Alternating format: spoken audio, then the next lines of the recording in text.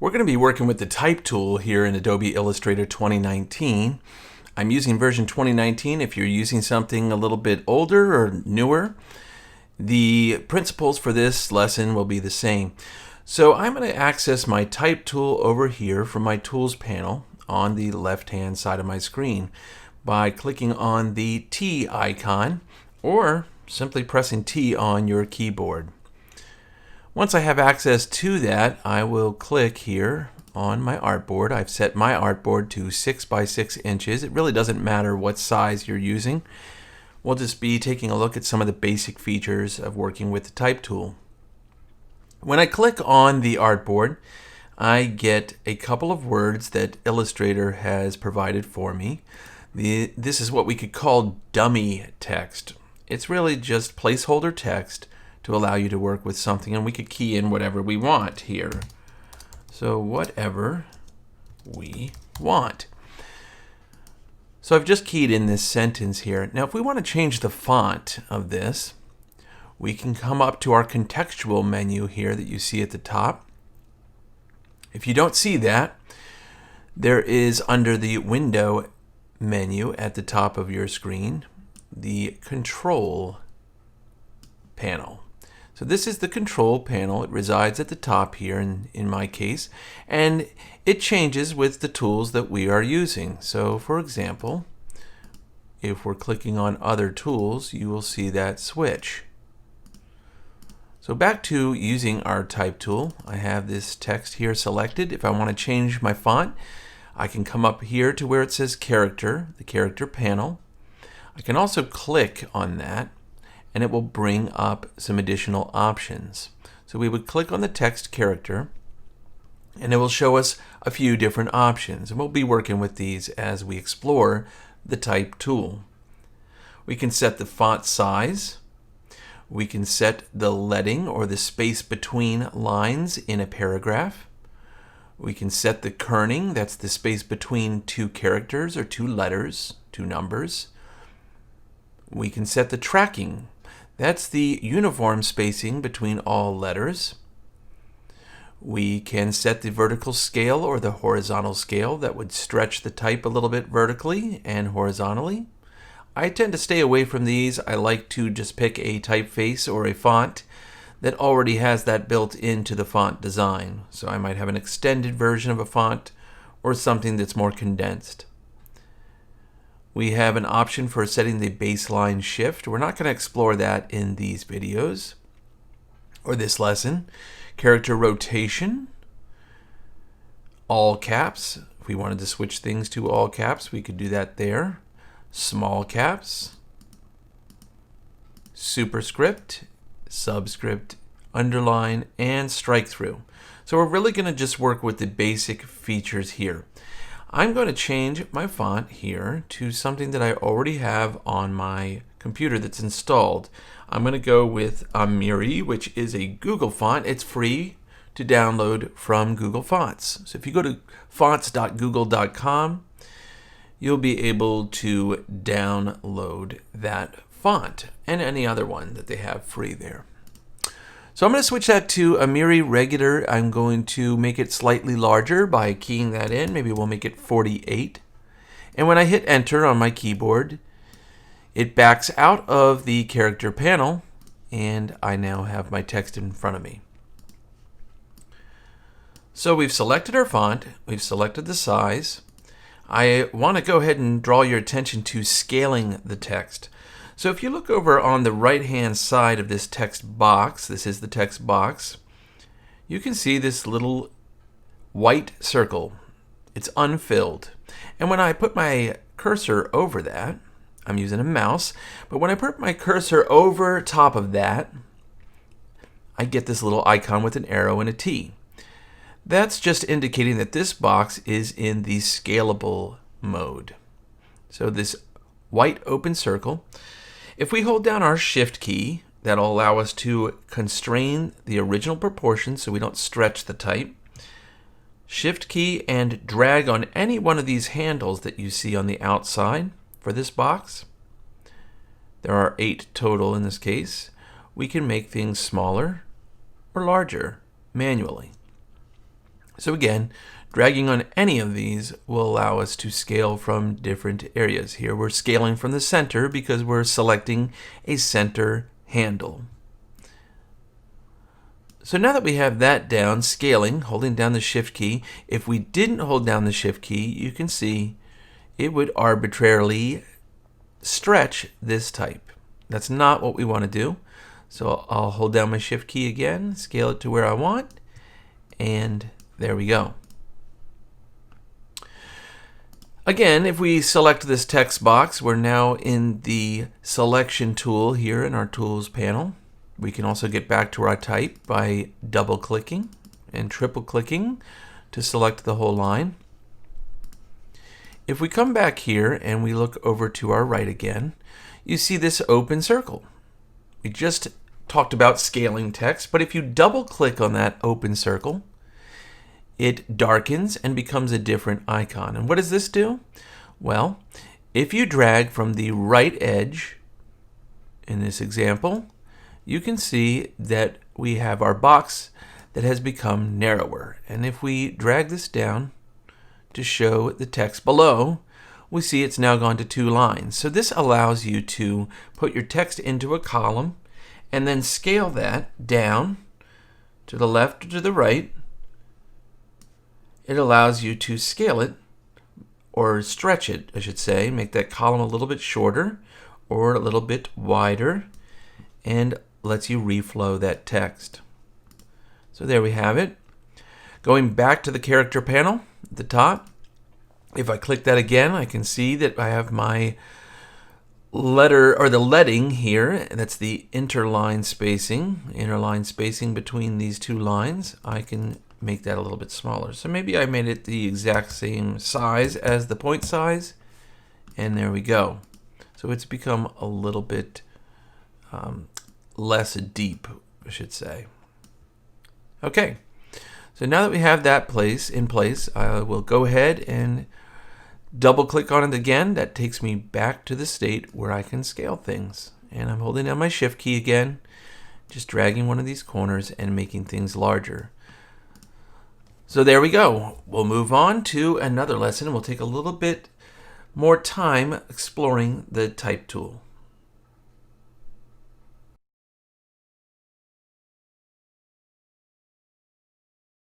Continuing from our last lesson, we're looking at the Type tool here in Adobe Illustrator.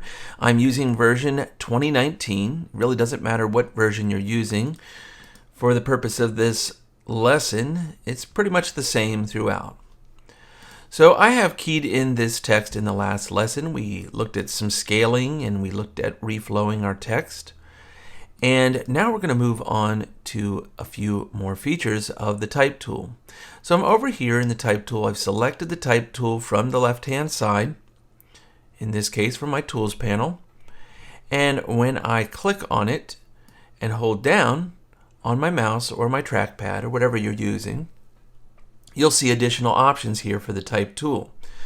So the next thing we're going to do is we're going to use the Area Type tool. And what that allows us to do is first draw a shape. Say we're drawing a circle.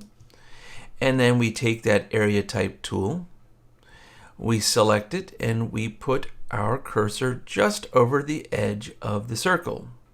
In this case, you can see there's a helpful guide that says path. The reason why I see path there in that kind of helper text is under the View menu, we have our Smart Guides turned on. So if we turn those off, we don't see that helpful tip. So if you have your Smart Guides turned on from the View menu, you can see that it's telling us that we're just over top of this path, which runs around the outside of the circle. So we're going to go ahead and click, and you can see that it has placed some text in the box, or in the circle in this case. So that's great. Doesn't look much like a circle though, this text that's filling the inside of the circle. So I'm going to adjust my size. I'm going to take it way down to, let's take it down to about 10 point, maybe a little less. And what I will do is I will copy this and I will just continuously paste it. So Command C, Command V on the keyboard allows me to continuously paste. If you are on the PC, you can use the Control key in place of that Command key. I'm working on a Mac. Let's open up that character panel again, make a few adjustments. I'm going to set my leading, again the space between lines in a paragraph. I'm going to set that to something a little more comfortable, maybe 9. So that's a very tight leading. And I will copy all this text and I will paste that, paste it, and paste it. And you can see it's taking the shape more of a circle. Okay. So let's take a look down here at the lower right area of this circle and where the text is. This little red line box with a red plus inside indicates that there is text that's hidden. So there's still additional text that I've pasted that we can't see because the text is hidden inside the circle. There was too much text to fit the box. So to adjust that, I'm going to triple click on all my text. And I'm going to adjust the size, took it down 1 point, and now we don't see that red kind of overflow indicator. So there, we have some text. It's following the circle pretty well. So that's how you use the area type tool, and you can do that within any shape that you create. So maybe you have something a little more organic rather than geometric, such as a square, a triangle, or circle. Maybe you have something that's more of a blob shape that you have created. Maybe it's a leaf or something like that, and you want to place the text inside. Again, you would just have that shape and then get that area type tool.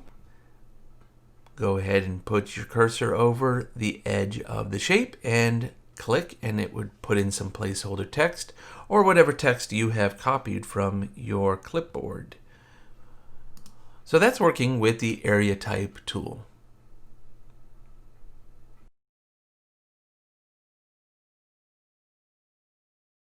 Picking up from our last lesson where we used the area type tool, I'm going to show you the next tool underneath the type tool menu here. So we're going to look at type on a path tool. And to better show you this, I'm going to draw out a basic line. We can do that in a number of ways, but I'm going to use the pen tool here just above the type tool. And what I will do is I will come down here and switch my stroke color or fill color with the stroke color. So now we have it black for the stroke color. And I will turn off these smart guides just so that we don't see some helper lines and guides while we draw that can sometimes get confusing. I'll go ahead and click, and I am going to draw a very simple path. And I will leave it at that. So I've drawn out this path using the pen tool. Now I'm ready to put type on this path. So I'm going to go ahead and select the type on a path tool, and I will click anywhere along that path. We see we have this kind of I-beam cursor with a little dotted line through it that indicates that we're using the type on a path tool.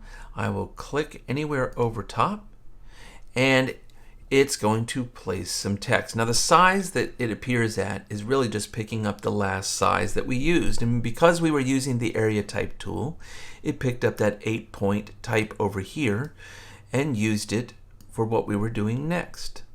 So I can adjust the size of this. It's not really necessary. What I want to do is draw your attention to just using this type on a path tool and some of the functions.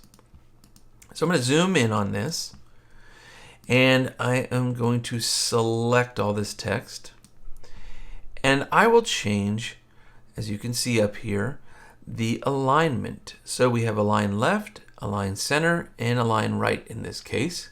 Much like we were using the character panel, we can click on this little dotted line under the paragraph.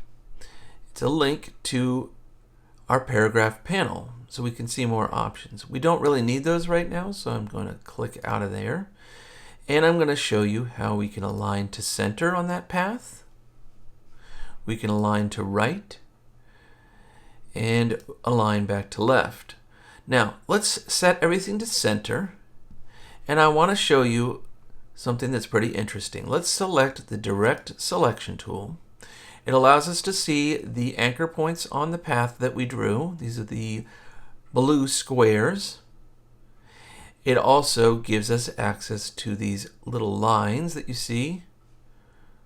These are jutting out from that path. They're perpendicular. Those lines allow us to make adjustments. So this center line, if we hover over it, our cursor changes. We can drag that line and readjust where that text is centered on the path. So does it start sooner, or does it start a little bit later? So we're just centering things up on that path. So if I set everything flush left, also called align left here, and I move that bar, you can see we can fine-tune things along the path, change where the text starts. Similarly, with the flush right or align right, we can bring that bar to the right over, and we can make subtle adjustments as we go to any of these. So maybe we want it to be a little more like that. So if we continue on, you can see now there is a little red line with the red plus, again letting us know that there is more text, and we can click on that and we can flow it onto another path. So let me show you that very quickly. I'm going to draw another path up here. I'm going to swap that. I can either hit Shift X on my keyboard and swap the fill and stroke colors. So now I have my stroke as black. And then I can come back to this text, click on this plus.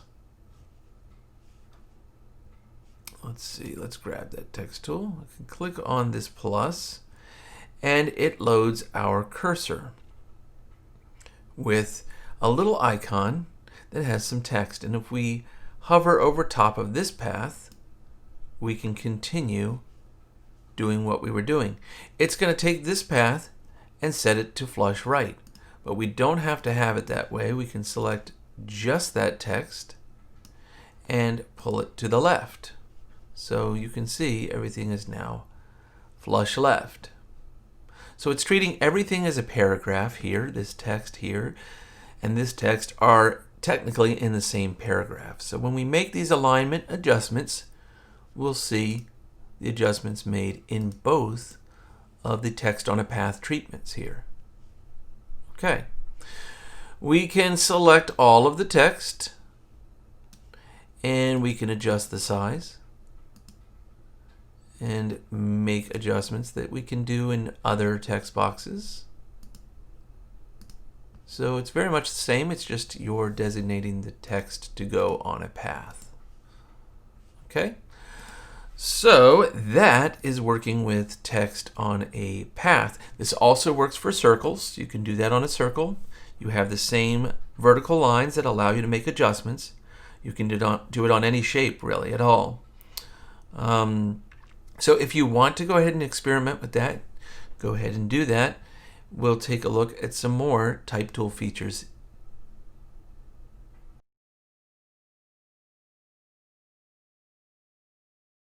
In the last lesson, we took a look at the type tool. We took a look at putting type on a path. And in this lesson, I'm going to show you a little bit more of working with type on a path, particularly shapes such as a circle. So let's go ahead and take a look at that. We'll delete everything that we have created so far. We'll leave that up in the corner. That's fine. Put that off on our pasteboard. Come back to our artboard and hit Command or Control 0, and that will put everything into 100% view here. In other words, we can see everything in front of us, the entire artboard. So let me grab a shape, the ellipse shape here from our Tools panel. And I'll hold down my Shift key to get a perfect circle. We have that drawn out, ready to go. So I have this circle, it's filled with black. I am going to go up to my type tool and down to type on a path. Much like we did in the last exercise, you'll see the cursor switch and we can hover right over the edge, click. It picks up our settings for the last font that we used and the size and gives us this type on a path, in this case, a perfect circle. So we can make adjustments to this. We can make things smaller or larger. We can key in our own text. Maybe we key in our own text there, around the world in 80 days. Well, let's change it to 30. Things have gotten a little bit quicker. So we can select that text. We can change the type size. We can also come in with our direct selection tool. We can change the alignment of the text, and then we can grab this little bar as we did the last time. Now you see it's moving around and it's adjusting on its own. That's not really what we want to do, but that's how it's fine-tuning itself. So we're going to let go, and you can see now that the text has been shortened. So we're going to open that back up here by dragging the left and then the right, and we'll visually line things up. That looks pretty good. Bring that down a little bit. So we have our text now around the circle. Now, let's take a look at this for a second. We can see the text is aligning on what's called the baseline. So this line that you see, or this curve in the circle, is the baseline which all of the characters sit on. But sometimes you want the text to align a little differently. So we'll come up to the type tool, we'll go down to type on a path, and we'll set type on a path options. So let's take a look at a few of these things. The effect that we want to do, we can do rainbow, which is what we see here. We can check our preview button to see the changes being made live. We can come down to skew. So it kind of sets things back. It has a little perspective to it. 3D ribbon, stair step, gravity. So there's not a lot of difference between stair step and gravity. Well, I guess there is. But we'll come back to rainbow and we'll leave it there. We can also click flip. That will take the text and put it to the inside. Sometimes that can be helpful, but you can do that manually as well. The align to path is currently set to baseline, as I stated. We can also come down and go to ascender. That will put everything on the inside. Descender will put everything on the outside. We can come to center. This is the one I probably use the most when I'm trying to have maybe text on the top of the circle and more text on the bottom of the circle. Have them align and look a lot better on that circular curve all the way around. So experiment with that, align to path, center, if you're ever running into issues where you want things to look a little more uniform. You have maybe some smaller text on the bottom and larger text on the top. That's a good way to get things to optically look a little more balanced by using center on the path. And you can see it's no longer aligned to the baseline. This line runs through the center, the vertical center of the text. We can play around with spacing. I don't normally do any of these adjustments. And we can hit cancel in this case. We'll just keep it on the baseline for now. So I mentioned that you could pull the text to the inside manually. You can do that by taking this bar and moving it to the inside. So you can see we're doing the same kinds of things. And we can make those same adjustments, this time going upside down, that we did before. So just dragging these lines by holding down on them allows you to make these adjustments.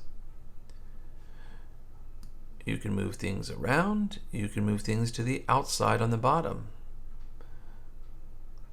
So you can see, I'll come back up here to my type tool, type on a path, come down to type on a path options. Let's do that as center again. Preview, and you can see it's along the center there. So typically when I want text on the top, text on the bottom, I'll create two identical circles for each of the text areas. Sometimes I'll put them on their own layers so that they don't interfere with one another, and I'll go ahead and make these adjustments separately to both of them. So I'll align everything to center. So that's how we work with type on a path in a circle, and we'll move on to more things using these tools. In fact, what we'll do in the next lesson is I'll show you how to work with text and break it apart. So we're going to destroy some text.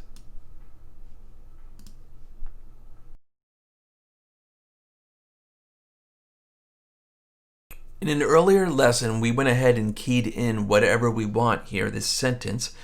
And what I want to do is now show you how we can turn text that you type in using your type tool and can change, how you can take this text and break it apart, make it into objects that you can manipulate a little bit easier. So this type tool that you see, it does a great job, much like any word processing or page layout program. It does a great job allowing you to type in the type that you need, the text that you need. But sometimes you want to make adjustments to that text. And so to do that, we have to destroy what we see here. So what I want to do is I want to make an exact copy of this just so I can keep it off to the side. And if I ever need to go back to it, I have the original text block to work with. I can figure out what the font is or what the size is. So I want to make sure I have a good copy of that. To do that, I'm going to hold down my Option key while I'm over top of this, and it is selected, and I'm going to drag as I hold down my mouse or whatever I am using, and then I get an exact copy. Now it still looks the same, it's still a text block, but now we're going to go up to the Type tool, or the Type menu, I should say, at the top, and go down to Create Outlines. So we do have a little keyboard shortcut here.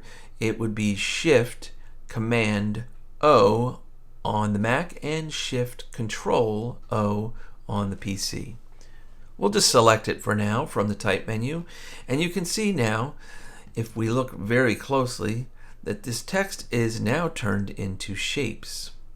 So we're looking at shapes here that are constructed from anchor points. So let's take a closer look. I'm going to come in here and I'm going to select with my direct selection tool just the C. When I do that, I can zoom in and I can see that this is constructed of various curves here, or points. These points, and then we have the handles that make up the curves. Now there are a lot of points in here that make up this. There are probably not that many that are needed. One thing we can do is we can select our pen tool and we can delete some of these points if we want to. Let's see here. I'm going to select, going to select that pen tool, select my text first, and delete a point. And you see when you do that, it changes the shape. Okay, so let's see here. I'm going to come back. Let's do undo the pen. And the next thing I can do, just like any shape, I can take the direct selection tool, click on a point, and manipulate it. So I can delete things with the pen tool. I can change the overall shape of things. Right now I'm making a copy of it. Don't want to do that. Let's go back. I can use my pen tool and adjust the handles independently if I want to. So you can see I can do some things with text. I can manipulate the curves based on adjusting the handles and the points, just like you can do with any shape that you draw, any vector shape that you draw. So I've done that. That's great. Sometimes I want to make other adjustments, such as cutting up the shape. I can do that very easily by using the knife tool. So if you come down here, you may not see it. The eraser tool may be activated. If you come into the Tools panel, select your eraser, come down to your knife tool, and you draw through, just freehand drawing through the shape. You can see now we have two separate pieces created. So I've just used the knife tool to cut up the letter C. Let's do that again down here. It's very hard to control. You'll see it wiggle around a little bit and try to get itself into a shape. But once you have it, it tends to work pretty well. Come back to that knife tool. If you draw very fast, sometimes you get a little bit more organic looking shape. But you see I've cut apart that C just by using the knife tool. Let me show you something else here. I'm going to come over, I'm going to, since this whole unit of text is still grouped as one object, I'm going to come up to Object, Ungroup. And what that does is it allows each of the characters to be in their own box now. So I had selected that whole box, it was one single box, went up to Object, Ungroup. So we can move these around independently. Got some shapes over here. Let me go ahead and delete this C. Let's see here. Let's ungroup. There we go. So here's our original word at the top. We're going to put that off on the pasteboard for now. And we're going to work with scaling things up and down. So we will select our first letter form. I'll hold down my Shift key. That will allow me to not stretch the type, but just to scale it. And we'll go ahead and do a few things with this type. Let's see, I'm going to combine that. Maybe I'll keep this H kind of small. I'll have it kind of come off the curve of this ear on the G. This is called the ear up here on this lowercase g. Maybe I want this E to fit very small inside of the A. Kind of follows that curve. And we'll take this N and we will tuck the N inside of the H. Okay, so we've played around with scale. I have all the individual units I can now select around them. That's what I'm doing. I'm holding down my mouse and dragging around. Come up to Object and Group, and now they are one group that we can move around. That's pretty nice there. Again, we can scale things up and down. And there we go. So let me ungroup this. How do we ungroup again? Yes, we go up to Object and we go down to Ungroup. And now we have all of our letter forms or shapes. You can call them shapes. We have them independent again. Okay. Last thing I want to show you is I'm going to take out this letter E. I'm going to put it down here. I'm going to move everything else over here on the pasteboard. I'm going to come up to this letter A that I have selected, and I'm going to swap the fill and the stroke color. So again, to do that, we can hold down Shift and our X key, and we get an outlined A rather than a filled A. Let me zoom in. I'm going to select this with the Direct Selection tool. Let's drag around it, and we can see all the points that make up this and all the curves, all the handles. And now I'm going to use the Scissor tool, which is also under the Eraser tool. There's the Scissors tool here. If I click on any of these points, you can see the points are the ones that are square, the handles are rounded.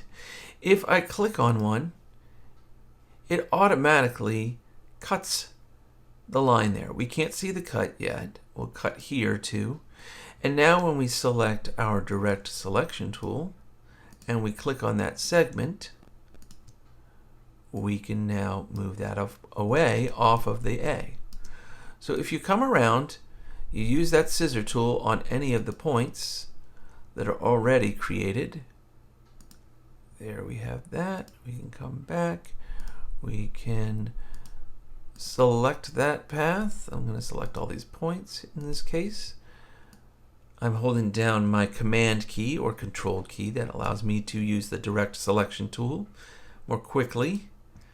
I have separate shapes now. So this is pretty cool. It's got some motion to it now.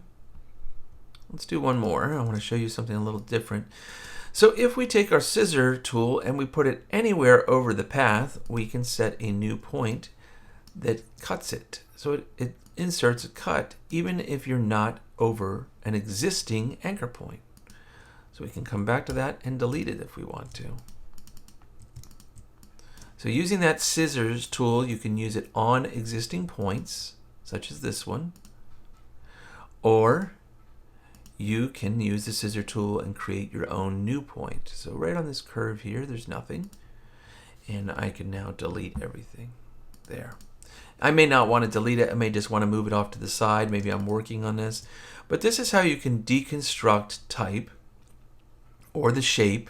You can deconstruct any shape. And since we've turned the text, the type, into a shape, we can work with it the same ways that we work with other shapes, dragging the handles, moving the anchors, cutting things up, slicing through things with the knife tool. So you can see that right away. We got a lot of separate shapes. Now it's still grouped. What we're going to do is come up to, instead of ungrouped this time, let me show you another thing here. We're going to come down to Object, Compound Path, Release. So Object, Compound Path, Release.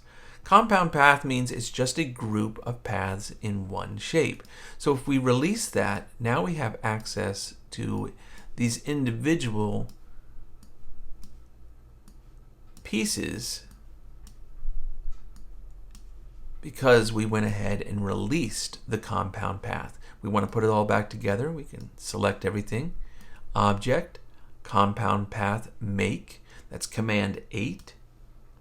And now we have a grouped or a compound path to work with. It's like a group, but it's not quite the same. But just if you go ahead and you're having trouble selecting individual shapes, that's why. Another thing we'll do, if we want to select individual shapes or individual lines and not have to go into the compound path, we can select the whole thing and then double click on just one of the pieces. And that takes us into what's called isolation mode in Illustrator. You can tell you're in isolation mode by looking up here in the top left corner of the document window. You can see it says compound path. We're on layer 1, and so we're working on this compound path here. So we're working within it. We can select any of these shapes. When we get finished with it, we can just double click on the outside anywhere on the area that we're not working on, and we are back to having everything as a single unit compound path. So that's a pretty helpful tool. Again, double clicking, grabbing those pieces, moving them around, and then double clicking out. That takes us out of using isolation mode. Okay, so that is working with the type tool. I hope you enjoyed these lessons in this video and that you can go ahead and put things to use. Again, practice scaling up and down, shift key held down. Practice saving your type off the side, cloning it by holding down the Option key and dragging. Going to the Type tool or the Type menu and going down to Create Outlines. You can ungroup that and get the individual pieces, and then you can work with the individual letter forms and use compound path to break things apart. So pretty interesting. If you want to access all the shapes, try any of those or any of the features. If you want to access working with the shapes, you can go ahead and use those. Okay.